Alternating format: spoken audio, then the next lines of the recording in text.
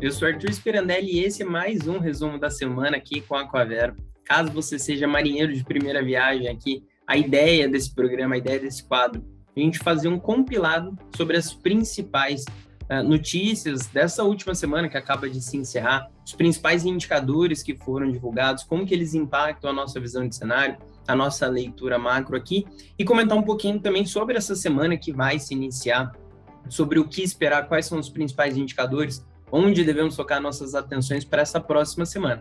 A gente vai falar aqui sobre essa primeira semana do mês de novembro, um mês que começa um pouco mais calmo, marginalmente mais tranquilo do que a gente viu em setembro e outubro, 2 meses muito duros, muito difíceis para o nosso cenário local aqui, bolsa caindo 6% nos 2 meses, a gente saindo lá de um patamar muito benéfico de bolsa aqui no Brasil, com curva de juros um pouco mais comportada, e todo esse cenário se deteriorando muito nesses últimos 2 meses, mas também como um reflexo do que a gente já vinha enfrentando e tendo como cautela ali nos meses de junho, julho e agosto.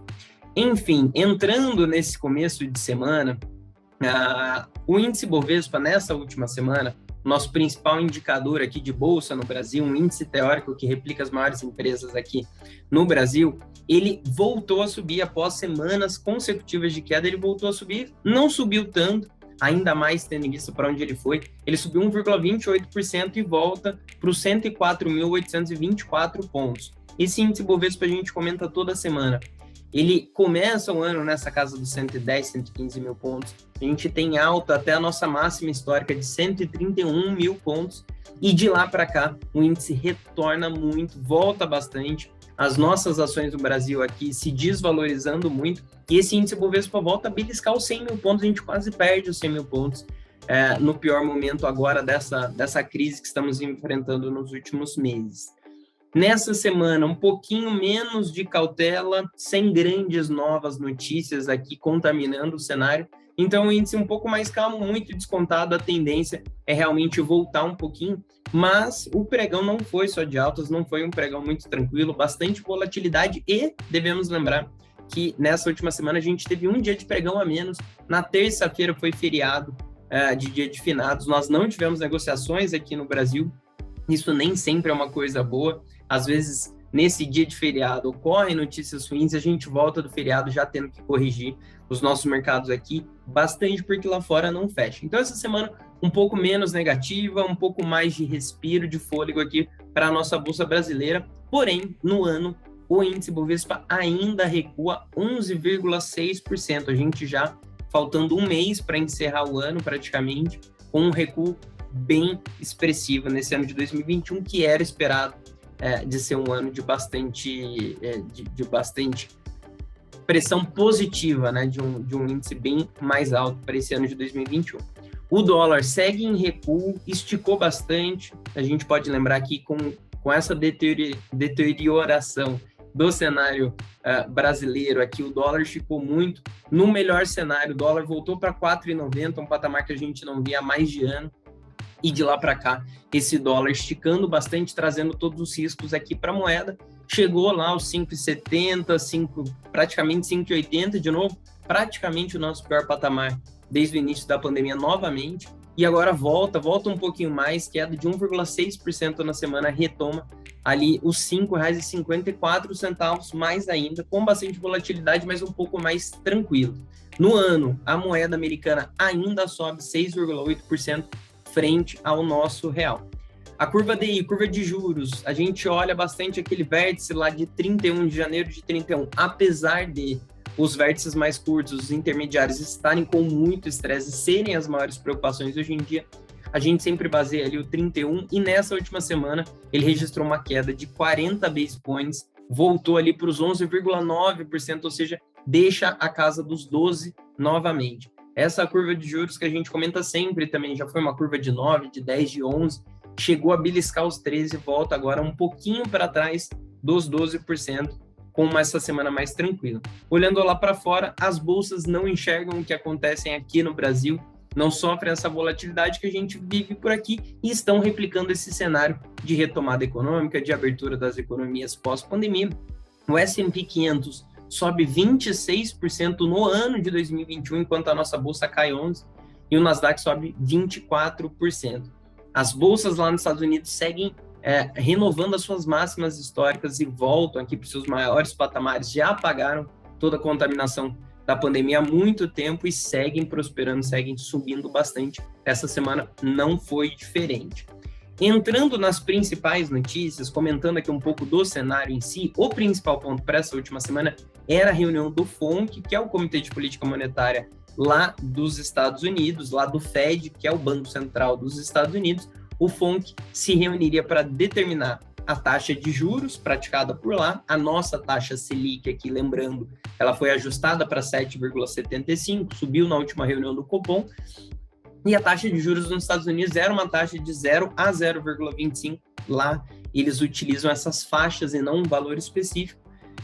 E nessa semana eles iriam se reunir para definir tanto a taxa básica de juros por lá, quanto também a questão da recompra de títulos que eles fazem através de um mecanismo injetando liquidez na economia para auxiliar nesse cenário de pandemia. Então, eles injetavam 120 bilhões de dólares através da recompra de títulos que estavam na economia e, assim, colocavam mais dinheiro no sistema. A expectativa do mercado era de não alteração da taxa básica de juros, não se espera uma alteração tão breve por lá, mas o mercado voltava suas atenções para o anúncio formal da redução desse ritmo de compras de ativos por lá. Isso é conhecido como tapering, essa redução dos estímulos. Já era amplamente esperado, já era uma visão praticamente consensual do mercado e não foi diferente. O Banco Central dos Estados Unidos anunciou esse fim do ciclo de estímulos que começou durante a pandemia, mas, por enquanto, manterá os juros nessa faixa de 0 a 0,25. Então, simplesmente ele confirmou que o mercado já esperava, o que era o consenso do mercado. Essa redução do ritmo de recompras de títulos foi determinada em 15 bilhões de dólares por mês, ou seja, a cada mês o Banco Central dos Estados Unidos fará 15 bilhões de dólares a menos de compra de estímulos na economia, e com isso essa medida poderá ser extinta até meados de 2022, voltando aí 15 bilhões todos os meses. O Fed reiterou, no entanto, que se mantém flexível e que esse ritmo poderá ser alterado, ou seja, esses 15 bi não estão escritos na pedra, eles vão continuar observando o mercado e essa necessidade de estímulos ou não. E também diz que o movimento ocorre sob a luz do progresso substancial que a economia realizou rumo às metas do comitê desde dezembro. Então foi uma decisão bastante em linha com o que o mercado esperava e trouxe esse final da novela, dessa expectativa sobre o tapering lá nos Estados Unidos. Em entrevista após os anúncios, o Jerome Powell, que é o chairman, o presidente do Fed, do Banco Central lá dos Estados Unidos, ele fez declarações em um tom mais dovish, mais tranquilo, que amenizaram tensões do mercado. Ele disse que a economia americana está forte o suficiente para que a compra de títulos seja reduzida e voltou a afirmar que essa inflação que se vê nos mercados dos países mundo afora é transitória, apesar de ter se mostrado mais persistente do que o esperado. Ainda lá nos Estados Unidos, mas agora saindo de política monetária, que foi essa grande decisão, foi o grande ponto da semana, entrando em indicadores, o índice de atividade industrial, mostrando aqui força da indústria dos Estados Unidos, ele recuou para 60,8 pontos em outubro, e o índice do setor de serviços avançou para 67,7 pontos em outubro. O que mostra isso aqui? A atividade da indústria sendo bastante impactada com esses problemas nas cadeias produtivas, com esses problemas na manufatura, nos componentes necessários para a atividade industrial, porém o setor de serviços caminhando muito bem, principalmente por essa reabertura da economia, pelas pessoas utilizando mais serviços, saindo mais de casa e girando mais esse negócio. Então, números em linha com as expectativas, mas mostrando aqui esse comportamento importante dos Estados Unidos. Ainda por lá, um outro ponto importantíssimo da semana era o relatório de payroll, que mostra a criação de vagas de trabalho lá nos Estados Unidos. Esse relatório é importantíssimo para a gente entender se, de fato, esses estímulos, esses posicionamentos da economia lá nos Estados Unidos estão, de fato, sendo replicados em empregos, em criação de empregos, em pessoas sendo empregadas. A gente avalia semanalmente o número de seguro-desempregos, e agora, mensalmente, a gente tem essa divulgação do relatório de payroll para entender o momento do mercado de trabalho americano. Nessa divulgação, em relação ao mês de outubro, a gente viu a criação de 531 mil vagas de trabalho nos Estados Unidos. Esse número foi bem acima do projetado, surpreendeu positivamente, mostrou que, de fato, a força de trabalho lá dos Estados Unidos está voltando com bastante ímpeto. E a taxa de desemprego dos Estados Unidos está em 4,6%. Um cenário muito diferente do que a gente vive aqui no Brasil. Infelizmente, os Estados Unidos, que chegou a ter desemprego de 2 dígitos na pandemia, já retoma por uma casa de 4,6%. E lembrando que os Estados Unidos estão enfrentando problemas de contratação. Tem mais criação de vagas do que pessoas qualificadas ali para alguns dos postos de trabalho. Os pedidos de seguro-desemprego, através daquele relatório de Jobless Claims, ele mostrou um recuo de 14 mil nessa última semana, ou seja, 14 mil menos pedidos do que na semana anterior, reforçando essa força do mercado de trabalho por lá. Esses dados mostraram também que os empregos estão voltando para uma parcela necessitada da população, com pouco acesso à escolaridade, após aqueles estímulos, aqueles cheques de auxílios que foram feitos por lá. Levando agora para a pandemia em si, e saindo um pouco dos indicadores, em meio à ameaça de novas variantes do vírus, mundo afora do coronavírus, a Pfizer anunciou testes bem-sucedidos com um medicamento oral para a Covid-19. Notícia que impactou bastante o mercado, foi muito bem recebida, um alívio muito grande, impulsionou ações ligadas a serviços no mundo inteiro, mas essa pílula ainda depende de aprovação de órgãos de saúde. Mais uma notícia aqui que traz bastante alento e bastante esperança aqui com esse mundo pós-pandêmico. Levando para o velho continente, zona do euro, o PMI do setor de serviços ficou em 54,6 pontos em outubro, ante 56,4 em setembro, ou seja, quase 2 pontos de queda aqui para serviços na zona do euro. Esse é um indicador que preocupa, porque não é só em relação à atividade industrial, não é só sobre a produção. Serviços também sendo impactados e voltando, recuando na Europa, apesar de não estarmos vendo uma crise novamente de saúde por lá, com aumento de restrições, etc. E a inflação ao produtor lá na zona do euro avançou 2,7% em setembro. A gente sempre lembra, esses preços ao produtor são muito importantes porque podem ser replicados aqui para o consumidor e mostra essa dificuldade na cadeia de produção. E para a gente finalizar, volta ao mundo lá na Ásia, atenção para o novo surto de coronavírus em algumas regiões e preocupações renovadas com o setor imobiliário na China, após a incorporadora Kaisa Group também apresentar dificuldades para honrar o pagamento de uma dívida. A gente lembra que há pouquíssimo tempo a gente viu toda a crise da Evergrande, uma das maiores incorporadoras do mundo, com seus problemas para pagar ali as suas dívidas, podendo dar um calote gigantesco e influenciar o mercado global como um todo. A gente falou sobre isso por meses, algumas semanas a gente só falou sobre esse risco no setor imobiliário lá da China, e essa notícia comprova toda essa fragilidade do sistema imobiliário chinês, que é muito importante para a China, corresponde a cerca de 20% do PIB de lá, e que é muito importante também para consumo de commodities, aço, principalmente, utilizando aqui o minério de ferro.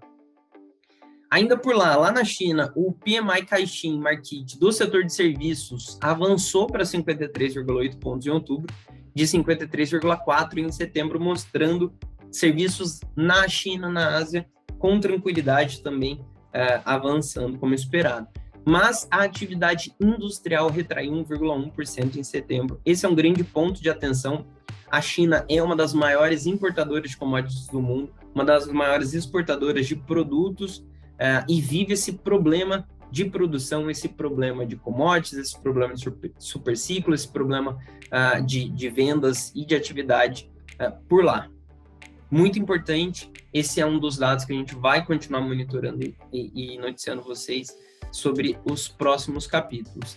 Trazendo aqui para o doméstico, e aí fechando essa volta ao mundo, voltando para o Brasil, a PEC dos precatórios segue sendo o principal ponto de discussão e o principal ponto de incertezas aqui para a nossa economia, e ela é uma das principais responsáveis por toda a deterioração do nosso cenário junto com os novos auxílios, exatamente por trazer à tona toda a questão fiscal. Novamente, uma questão que não foi encerrada, não foi resolvida, mas que estava um pouco mais tranquila e traz agora novos sinais de problemas e de desconfianças com o nosso compromisso fiscal aqui no Brasil. Essa PEC dos precatórios, ela foi aprovada em primeiro turno na Câmara dos Deputados nessa semana, lá em Brasília, só que com uma margem bastante apertada, não teve tantos votos como poderia, foi aprovada ali na risca, e essa votação também está sendo contestada pelo PDT com o apoio de alguns outros partidos.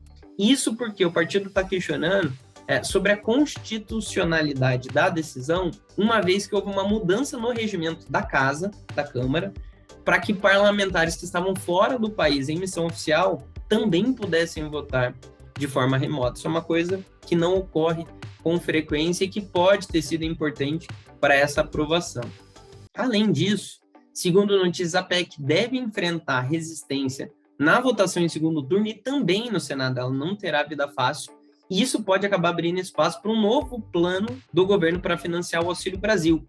A PEC dos precatórios, ela é necessária para ter o orçamento que o governo espera para conseguir colocar de pé o Auxílio Brasil, o Bolsa Família 2.0, um programa de distribuição aqui de renda, que é muito importante para o governo, que o governo quer muito passar, principalmente tendo em vista que a gente tem um ano eleitoral pela frente, essas medidas, elas têm uma força muito grande. O governo tem feito diversas ações para viabilizar esse projeto, fez uma mudança no teto de gastos, conseguiu abrir mais espaço, trocando ali a métrica, mudando a métrica de inflação, e agora com a PEC dos precatórios esperava-se conseguir mais espaço. Então teremos ainda episódios aqui, cenas dos próximos capítulos muito importantes nessa discussão. Se a PEC dos precatórios não for para frente, a gente pode ter uma nova notícia, uma nova formalização de um outro tipo de projeto, tirando recursos de algum outro lugar, procurando espaço em algum outro canto, e isso é muito importante para o nosso compromisso fiscal, para a forma que o investidor estrangeiro vê o Brasil e para a forma que a gente estrutura a nossa dívida daqui para frente. Além disso, saindo um pouco do político e entrando um pouco no econômico, foi divulgada a ata da última reunião do Copom, aquela reunião que decidiu aumentar a taxa Selic em 1,5 ponto percentual, saindo de 6,25, chegando no 7,75, e esse documento mostra que o comitê cogitou fazer ajustes maiores do que aquele 1,5, mas chegou à conclusão que com o ritmo adotado é possível levar a inflação à meta em 2022. Lembrando que o Banco Central tem uma meta de inflação, ele quer conseguir controlar qual a inflação ideal para a saúde de uma economia. E com isso, ele mexe na taxa de juros da economia para conseguir buscar essa inflação. Muitos já dizem que essa meta de inflação para o ano que vem, ela já está para trás, ela já seria muito difícil de ser perseguida com esses ajustes de Selic que a gente fez nesse ano, que seriam necessários ajustes maiores, mas o Banco Central tem sido cauteloso e tem dado tempo para o mercado responder, para ele entender como fazer os próximos ajustes. Levando para o mundo dos indicadores, entendendo como que o mercado tem se comportado, em linhas com as dificuldades recentes, a produção industrial no Brasil contraiu 0,4% em setembro, em relação a agosto. O PMI composto recuou para 53,4 pontos em outubro. A balança comercial registrou um superávit de 2 bilhões de reais em outubro e o saldo de vagas com carteira assinada em 2020 caiu pela metade. Tudo isso é bastante importante para a gente entender que não só no fiscal, mas também no nosso mundo, de fato, no mundo real aqui, estamos vivendo um momento bastante difícil para o nosso país, com inflação muito alta, com problemas de inflação bastante resistentes, com dificuldades na indústria, o setor de serviços voltando a caminhar bem, com o Brasil caminhando bem também com vacinação e tendo uma reabertura mais consistente, porém, PMI composto, setor de serviços e vaga de trabalho ainda com bastante dificuldade para triunfar aqui no nosso país. Levando para a visão dos economistas, toda segunda-feira a gente tem a divulgação do Boletim Focus do Banco Central. que mostra um consenso, né, uma mediana das expectativas de alguns dos principais economistas do país em relação aos principais indicadores da nossa economia. Nessa última segunda-feira, esse Boletim Focus trouxe mais uma vez alta na expectativa de inflação, alta na expectativa de dólar, alta na expectativa de juros e atividade, o PIB, sendo revisado para baixo. Esse comportamento já dura muito tempo. Essas revisões de inflação para cima, elas já ultrapassam meses aqui sendo revisadas. O PIB toda vez sendo revisado para baixo, tanto nesse ano quanto para o ano que vem. Para o ano que vem, alguns economistas já começando a enxergar um PIB de zero, um PIB abaixo de 1%, e o dólar se mantendo em uma casa mais alta por mais tempo, por causa dessas dificuldades que a gente tem enfrentado.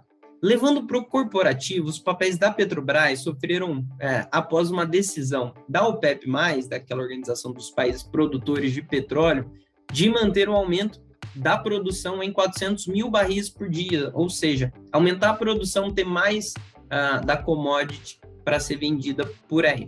A especulação, segundo a Bloomberg, sobre a liberação de reservas dos Estados Unidos também, isso pode fazer muito preço no petróleo que está em alguns dos maiores patamares de todos os tempos, principalmente pós-pandemia, com esse choque da demanda, né, com essa demanda voltando e muito, e a produção ainda em ritmo de ajuste. No início da semana, o presidente Jair Bolsonaro, ele diz ter conhecimento de forma extraoficial de que a Petrobras vai reajustar o preço dos combustíveis nos próximos 20 dias e que lidar com a alta dos combustíveis é a prioridade do momento para a empresa e que vê a privatização da empresa como o ideal. Além disso, ele diz que existe uma conversa com a equipe econômica para que os dividendos recebidos pela União, os dividendos da Petrobras que vão para a União, vão para o Brasil, eles sejam revertidos para abater o preço de combustíveis do diesel, principalmente. E, por fim, a Petrobras, em um comunicado, informou que não há decisão sobre reajuste de preços ainda, que não tem ainda um direcionamento oficial sobre isso. E para a gente finalizar o panorama, nessa semana a gente tem um leilão muito importante. A Anatel realizou um leilão do 5G, dessa nova tecnologia de cobertura do 5G. Temos o 4G sendo instaurado ainda no Brasil. A Anatel fez esse leilão ao longo da semana. Esse leilão já teria arrecadado cerca de 43 bilhões até sexta-feira. E segundo o ministro das Comunicações, Fábio Faria, representando um ágio de 250% no leilão. Esse leilão deve elevar a concorrência no setor. E para a gente finalizar, agora que a gente já entendeu tudo o que aconteceu no cenário, todos os principais pontos, daqui para frente, nessa próxima semana, a partir de amanhã, lá fora, o destaque será a divulgação de dados de inflação, que nos Estados Unidos incluirá os preços ao consumidor, CPI, e ao produtor, PPI, referentes a outubro, a gente entender aumento de preço nos Estados Unidos nesse último mês, divulgação do CPI também na China e na Alemanha. Então, uma semana importantíssima para a gente avaliar esse ritmo de crescimento dos preços, essa inflação no mundo afora. Outros destaques importantes serão a produção industrial na zona do euro e discursos dos dirigentes do Fed, o Banco Central dos Estados Unidos. Trazendo aqui para o doméstico, as atenções seguirão voltadas para o palco político, com a votação dos destaques da PEC dos precatórios no Congresso. Na seara de indicadores econômicos, semana importante, teremos índices de inflação, o IPCA e o GPDI de outubro, além das vendas no varejo, PMC, e volume de vendas de serviços, o PMS, de setembro. Então, semana cheia, semana repleta de indicadores importantes. Você sabe que você não vai ficar de fora de nenhuma informação. Nós estamos em todas as redes sociais, então você pode seguir a Aquavero em qualquer rede, na rede que você preferir, na rede que você mais utilizar. Estamos no Instagram, em uma versão um pouco mais institucional, mais comercial, trazendo os nossos próprios destaques e os nossos conteúdos exclusivos. Estamos no Telegram com uma versão um pouco mais dinâmica, trazendo notícias em tempo real, te deixando bastante informado de tudo que está acontecendo na economia. Estamos no Twitter, no Facebook, de uma maneira um pouco mais passiva, com um pouco menos de interação aqui da nossa parte, mas também estamos no YouTube e no seu canal de podcast favorito para você ficar por dentro de tudo que acontece dentro da nossa empresa e também tudo que acontece no cenário macroeconômico. Amanhã de manhã a gente já tem encontro marcado, próximo das 9 horas da manhã, a gente divulga para vocês o Manhã no Mercado, te noticiando dos principais pontos que ocorrerão nesta segunda-feira. Tenha um ótimo finalzinho de semana e a gente se encontra em breve. Tchau, tchau.